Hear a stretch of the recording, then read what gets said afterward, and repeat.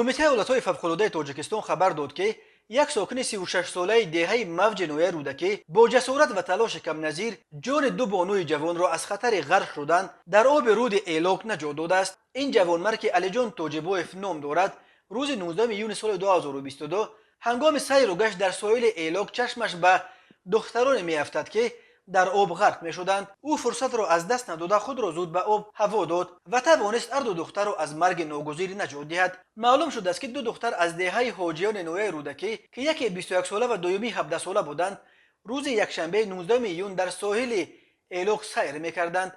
زمانی که لب دریا نشسته و سرگرم صحبت بودند، آب کفش پایشان را میبرد. آنها با وجود آنکه شناوری را نمیتوانستند، برای به دست آوردن پای افضلشان وارد آب شدند. در نتیجه مجرای دریا هر دو را با خود برده است. از قضا علیجان تاجبایف در همین لحظه آنجا میگذشت و غرق شدن دختران را دیده هر دو را نجات داده است. این تنها مورد غرق شوی شهروندان در نوع رودکی در روز 19 میلیون نبود. حادثه دوم متاسفانه چنین فرجام خوب نداشت.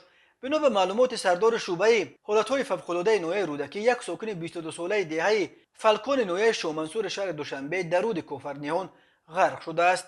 با وجود 2 روز جستجو تا حال جسدش را پیدا نکردند.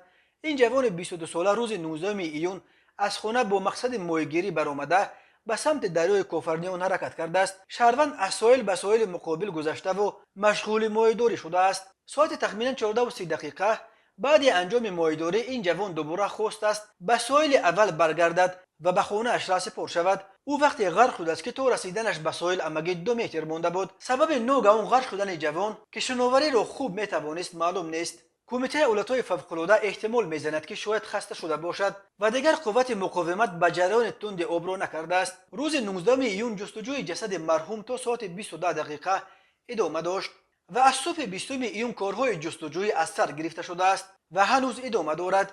بنا به آمار کمیته ایالت‌های فوق‌العاده، از اول سال جاری در آب‌های تاجیکستان الکی حدود 60 نفر از جمله 30 کودک سنشان تا 16 غرق شدند. سال گذشته در تاجیکستان 155 نفر از جمله 75 کودک غرق شده بود.